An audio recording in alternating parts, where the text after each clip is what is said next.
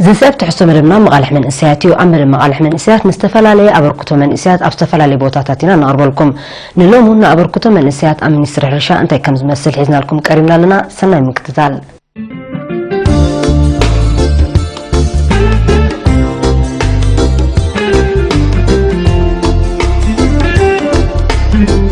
كاب كوليجات استمروا يخونوا كاب استفلالي تكالات مياسنقو من سيات نا منستر حرشاب زمدبلو بمجمريا زغلص اللهم اسرار حنقرصن ات منستريو اذن علامات تكال بغبو كم زردو زغبر اغباب سرحوم نخفلطون كابኦም እንታይ تثبيت كم زغبر نخردون يحجزهم ام نفس وقف احدو ጫንፈር ዘሎ ስራሓት እንታይ كم ዝመስል ስለ ዝግለጽ اللهم ድማ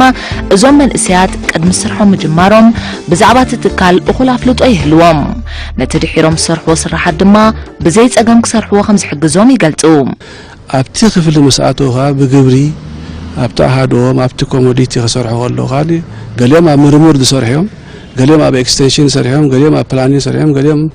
اب زي فاينانشال ايشوز قال سرحيهم مالتي ስለዚህ አፕ ነናቶም ኩላ ታስርሖም ተገለጸሎ ማለት እጂ ንዖም ንዕባልካ አብቲ አሃዶም ጨንፈሮም መስአተው ኻሊ حصرت سلطناتات يوهبوا مالتي نتي سراح منتي مستم كانوا يمرصنحو بحاده كغواعسو كالي سرع زخونه ركبات يقبر مالتي ام نوص كف كفلي ጨንፈር አሃዱ سرع ركبات አለው ማለት ስለዚህ አብዝ ركبات ተስራሓት እንታይ ተገይሩ እንታይ ተገብረን ተመረባት ከመይ ሁሉ በሐዋር ኮይና መገምገም ወይቶም ካይቅሩ ማለት እዩ ስለዚህ እዚ ورحاو خون خل أبجديو سلسة ورحاوي أبجديو سومناوي كم تخونات نايت سرحتهم دو كايدريو مع التاود رخاولون اللو مالتي سلازم بزعبها سرحتهم بحبار كلهم ما ياتو مالتي بتستايدلو كال نظام من إسياتنا مس ناي هجراو خوناتاتن مس ناي هجراو خوناتاتن كله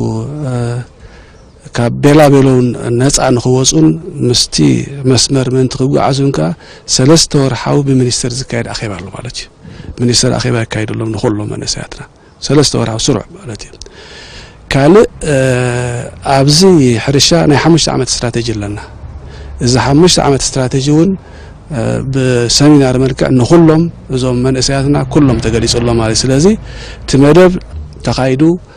زون حدا خابتي مرداتناتهم تايت استراتيجي فليتهم بقبوء من تقواسو حدا خابت حجاز استجبري مالتي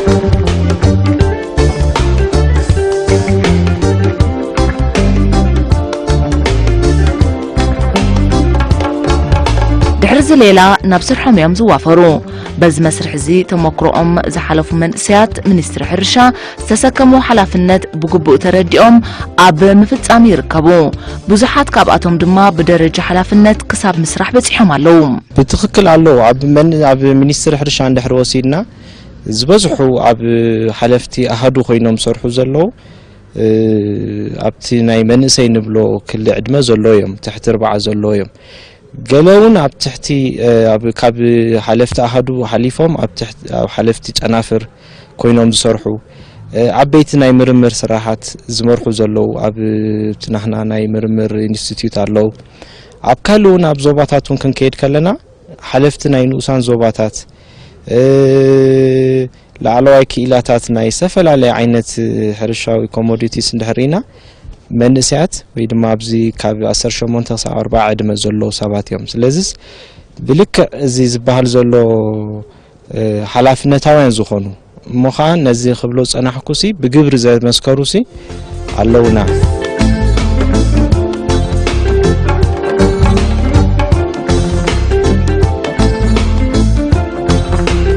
منستر حرشة زلو من سيات سوسامي تاويت كاب عقم نايت منستري شفنو بزدماك اند موتر نايت تتكال بمخان عم تكبر عبيت وطنات غزيف عبركتو يقبر لو دارقا اكلو نتفتات ات منستري اثر زم من سيات علوم كاب بروبوزال مدلاو كتاب ا بروجكت وفيرم كنطفو زخولو دمان بزه ولا فيلمو فارديو اب اخيباتات ممراح ولا بتا اخيباتات زكايدو استفالاليو حنزرو يتات كاندي تساتفت من سيات كونو ناي قد نخول مهنياتو تزبس حقا من ايز مينستري من سيات حيزو موصلو زلو مالتي كما بنت اقدمون اتو حري قليز وصانيحو لألي 7 حدا نتفتات تتغاللت عباي بروجكت بمن سيات رايات داليا ነዚ ሚኒስትሪ እዚ ብዲጂታላዊ መልክዕ ኮኔክት ጌርካ ዘለዎ ዳታ ሓበሬታታትን ጠርኒፍካ ሓደ ዲጂታላዊ ላይብረሪ ንምስራሕውን ብመንእሰያት ዝቐረበ ንድፍሎ ንሱ እውን ናብ ትግባረ ገጹ ኸይዳሎ ኣብ ሓደ ጨንፈር እውን ተፈቲኑ ድሮ ተተግቢሩሎ ማለት እዩ ካልእ ንጥፈታት ናይ መንእሰያት ገልጽ ኮይና ኣብ ማሕበራዊ ንጥፈታቶም ዳርጋ ኩሉ እዚ ሚኒስትሪ ዘካይዶ ንጥፈታት ብመንእሰያት እዩ ዝዕመም ንኣብነት ናይ ህግደፍ ንጥፈታት ኣሎ ሃማደ መንእሰያት ውናቶም ዝገብርዎ ንጥፈታት ኣሎ በዓላት ኣብዚ ኩሉ እንድሕር ዳሪና መንእሰያት ዝለዓለ ኣበርክቶ ኣለዎም ንኣብነት ኣብ ህግደፍ ዘለዎ ኣካየት ናይቲ ኮሚቴ መንእሰያት እዮም ኣብ ሃማደ እውን ካብ ኣዶ መንበር ጀሚርካ ነቲ ኮሚቴ ወይ ከዓ ነቲ ናይ ሃማደ ንጥፈት ዘካይዶ ደቂ ኣንስትዮ መንእሰያት እየን ኣብቲ በዓላት ዝግበር ዝተፈላለዩ ንኣብነት በዓል ናጽነት ኣሎ ከምኡውን ሓድሽ ዓመት ኣለና ነቲ ሰራሕተኛ ንምትሕቑቓፍ ዝግበር በዓላት እዩ እዚ ኸኣኒ ኩሉ እቲ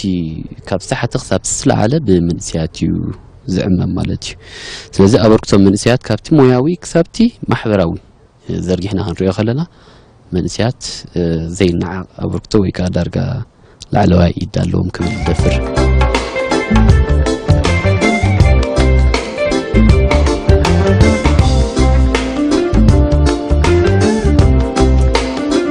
ኣብዚ ብቐንዱ ኣብ ሕርሻ ተኪሩ ዝሰርሕ ሚኒስትሪ ቁጥሪ መንእሰያት ደቂ ኣንስትዮ ሰራሕተኛታት እውን ዓብዩ 34 ሚእታዊት ካብ ጠቕላላ ዓቕሚ ትካል የጠቓልል ደቂ ኣንስትዮ ሰራሕተኛታት ሚኒስትሪ ሕርሻ ንዘለዎን ፍልጠትን ተመክሮን ንምስፋሕ ጻዕርታት የካይደን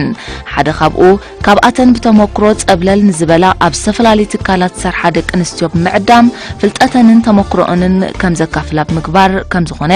ትጠቅስ መንእሰይ ማርታም ሕጂ እንታዩ ተን መብዛሕትአን ጋ ተን ዝበዝሓ ዋላውን ክንብል ንኽእል ኢና መንእሰያት እየን ሕጂ እቲ ሁሉ ኩነታት ናይ ደቂ ኣንስትዮ ኣብዚ ሚኒስትሪ እንተራ ክንሪኦ ኮይና እዚ ሚኒስትሪ ብቐንዱ ከም ዝኣቶ ሕሩይ ቅድም ኢሉ ክገልጾ ዝጸንሐ ስትራቴጂክ ፕላን ሓንፂፁ እዩ ዝኸይድ ሕጂ ኣብዚ ስትራቴጂክ ፕላን እዚ ኸኣኒ ነቲ ህሉ ዓቕሚ ናይቲ ኣባል ንምዕባይ ካልእ ንጥፈታት እውን ኣለዎ ብቐንዱ ከዓ ንደቂ ኣንስትዮ ዘተኮረ ጀንደር ፖሊሲ ሓንፂፁ እዩ ዝኸይድ ሕጂ ካብዚ ቤዝ ጌርና እንታይ እዩ ደሎ እቲ ሚኒስትሪ ከም እምነት ከም ፖሊሲ ከም መሰራርሓ ማለት እዩ ካብቲ ንቡር ወይ ካብቲ ልሙድ ዝኾነ ናይ ኮታ ኣገባብ ውፅእ ኢሉ ደቂ ኣንስትዮ ኣብቲ ክኾንኦ ዝግበአን ወይ ከዓ ከምቲ ክኾንኦ ዝግበአን ኣብቲ ክበፅሖ ዝግበአን ንኽበፅሓ ፍሉይ ዓይነት ኣካይዳ እዩ ደለዎ እዚ ማለት ንኮታ ተፀቢኻ ጥራይ ደይኮነስ ባዕለን ተማሂረን ተመክሮን ቀሲመን ነቲ ክኾንኦ ዝግበአን ብቑዓት ኮይነን ንኽርከባ ዝተፈላለየ ትምህርቲ ዝተፈላለየ ንዝኾነ ኤክስፒሪየንስ ሒዛሉ ወይ ከዓ ዝሙከራሉ ኣጋጣሚታት እናፈጠረ እዩ ከዕብየን ዝፍትን በዚ ጋጣሚ ከም እቲ ናይ ብዝርግሐ እውን ተደኣ ክንሪኦ ኮይና ካብ ማእከላይ ቤት ጽሕፈት ጀሚሩ ክሳብ ተን ኣለዋ ዝበሃላ ኩለንተን ጨናፍር ዝርግሐ ኣለወን ምዝ ሕጂ ሓድሽ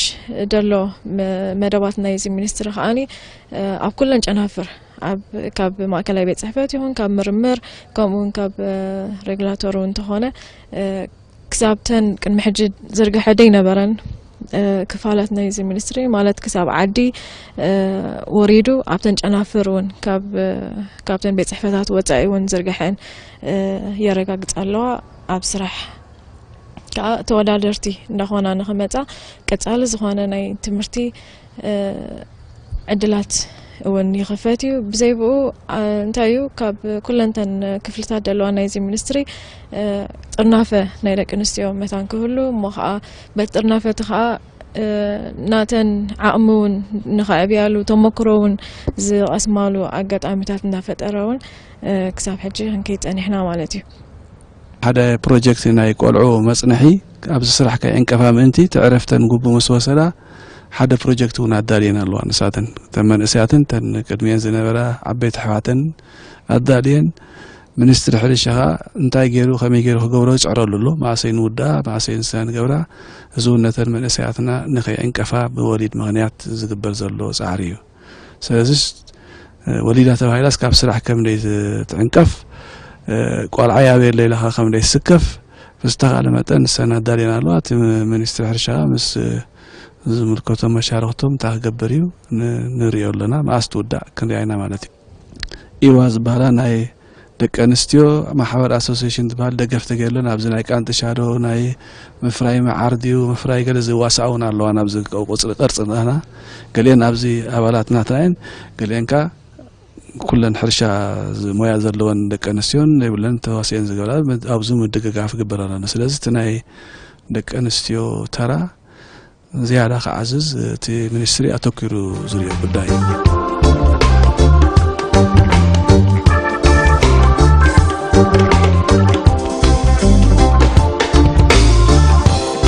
እቲ ኣብ ዝተፈላለዩ ትካላት ትምህርቲ ዝተምሃርካዮ ፍልጠት ኣብ ስራሕ ኣኻሊ ዘይክኸውን ይኽእል እዩ ነቲ ዝጎደለ ንምምላእ ከምኡውን ደረጃኻን ፍልጠትካን ንምዕባይ ኣብቲ ዝሰርሓሉ ዘለኻ ትካል ስልጠና ምውሳድ ኣዝዩ ጠቃሚ ከም ዝኾነ እዩ ዝጠቅስ መንእሰይ ዩኤል ዮናስ ኣብቲ ብሚኒስትር ደረጃ ተዳሪና ጨንፈር ምዕባል ዓምሰም ስልጠናን ብሓፈሻ ማን ኩሉ ኣባል ፍላይ ድማ ንመንእሰያት ምስ ኩለን መሻርክቲ መንግስታን ኮነ ወላ መንግስታን ትካለ ብምሃድ ማለት እዩ ፍልጠትን ክእለትን ኣባላት ብምልማል ነቲ ዝረጋክ ንምምላእ ተባሂሉ ዝተፈላለዩ ስልጠናታት ይዋደዲ ማለት እዩ ጅንታይ እዩ ከም ተቀዲሙ ባህል ጸንሐ ኣባላት ኣብዚ ሚኒስትሪ ምደቡ ድሕራ ኣለዎ ኮይኖም ድማ ዞም ንብሎም ዘለና መንእሰያት ዝርግሖም ማዕረ ዞባ ንስ ዞባ ተባሂሉ ኣብ ደረጃ ዓዲ ክወርዱ እንተዳ ኮይኖም ማዕረ እውን ንዖም ዘድሊ ስልጠናታት ከተዳሉ ለካ ማለት እዩ ስለዚ ነዚ ንምድላው ለጋ ስሩዕ ዓመታዊ ዳህሳሳዊ መጽናዕቲ ይካየድ እዩ ዳህሳሳዊ መጽናዕቲ ክትካየድ ከላ ሕጂ ብልክዕቲ ኣብታ ዝተመደብዋ ብልክዕቲ ኣዋ ዘሎ መንእሰይሲ ልክዕ ነቲ ተመዲቡሉ ዘሎ መደብ ስራሕ ብልክዕ ይዓመዱ ኣሎ ዲ የለን ምግምጋም ማለት እዩ ካብኡ ተበጊስካ እንተዳ ጋግ ዝደርአ ኣሎ ኮይኑ እቲ ጋግ ንምምላእ ሓደ ናይ ስልጠና መደባት ከተዳሉ ለካ ማለት እዩ ነዚ ንምግባር ድማ ንኩሉ ዓይነት ንኩሉ ኣባል ሓደ ዓይነት ስልጠና ይኮነን እንዳሎ መሰረታዊ ስልጠና ዝበሃል ኣሎ ከም ተቀዲሙ ዝሕበር ጸንሐ እቲ ማእከላይ ከዓ ሓፂር ስልጠና ኣሎ ከምኡውን ናይ ነዊሕ ስልጠና ከዓ ናይ ውሽጢ ዓድን ናይ ደገን ዝሽፍን ከዓኒ ዕድላት ኣሎ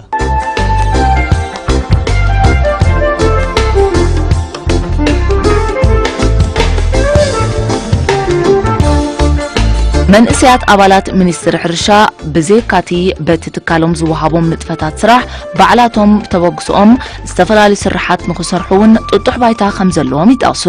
ንኣብነት ሕጂ ዩኤል ኢልዋ ጸንሐ ዳርጋ እቲ መንእሰይ ብውልቁ ብናቱ ተበግሶ ዝገብሮ ተኣኪብካ ሓደ ፍልጠት ሼር ናይ ምግባር መደብ ማለት እዩ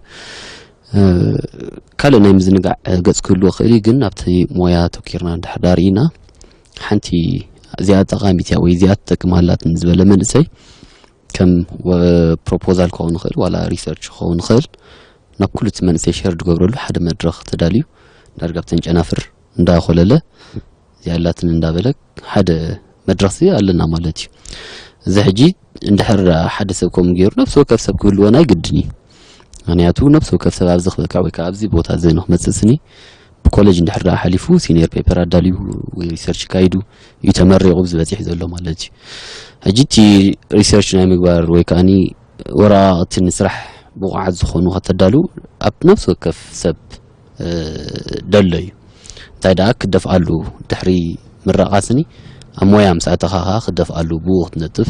ምኽኣል እዩ እቲ ሕቶ ነዚ ንምብርባር ከዓኒ ሓደ እዚኣላትን ወረቐት ዝበለ ኣብታ ወርሓዊ መደብ ዝዳልዋ ዘለዋ እንዳኣተወ እዚኣላት ንኽብል ይኽእል እሞኒ ኣብ ኩለን ተንጨናፍር እንዳዘርና እዝን ንግበር ኣሎ ወይ ከምዚ መደብ ኣሎ ኢልካ ትሕብር ኣቐዲምካ ብኡ መሰረት ከዓኒ የቕርብ ሓደ ሰብ ተቐሪቡ ጎንኻ ዘሎ ኣነኸ ናይ ምባል ባህሪ ኩሉ ናይ ግድን እሞኒ ከምዚ እንዳገበርካ ስኒን እቲ ውሽጣዊ ዓቕሚ ናይቲ ሚኒስትሪ ወይ ከዓኒ ናይቲ መንእሰይ ኣብታ ሚኒስትሪ ዘሎ ናይ ምዕባይ መደብ በዘለዎ ኸይ ተስፋ ኣለኒ ምክንያቱ ጽቡቕ ተጀሚሩ ዳርጋ ደሓን አንፈት ዘለዎ መስል ኣብዚ ናይ ሕርሻ ኤክስቴንሽን እውን እዚ ናይ بريدين ناي مدقال انسساتات مانتيلي مدقال نحدن نزي ناي زعد مزرقح توم نسياتهم حيزم ودرو دك نسيان دك تبعتيون كومون زن حسماتات كاب دغز مسا قدم مطريان مساين تداخيمن زران سلسن هي حدث ساعتين دادقلو لزرقح دلو توم نسياتهم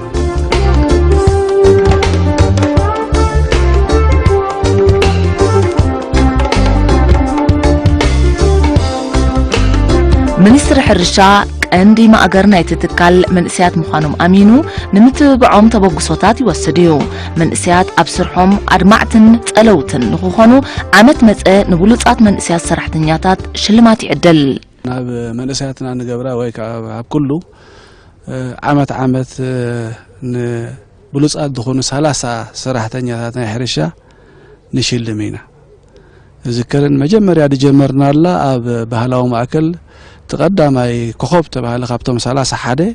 بإيد كبر بريزيدنت هاجر إسرائيل توهيبو كابا جميرنا نقصلالنا عمت أو حجب زعمت زغون ودأتاون دشلومو درجة 3 زغون لونا بلوصات مبزحتهم كابزياتهم كامن إسياتهم زي أزيو دتابع عود الدرد أتومينتهم من إسياتناون أزيا قد السخايو سيزيا حنت خابتا إنفستمنت أب وفري أبتم منسياتنا نجبر زلنا سيز توم دنوفعس الجهة تقوله كنت مسكرولو قال ناقش نجارات متابع زغنا كتبون أقداس لزغنا أزون كسأل بب عمة الله ماتي قال عبيتي مصمم تحوسه لو جنت توم دوزع منسياتي ما بزياون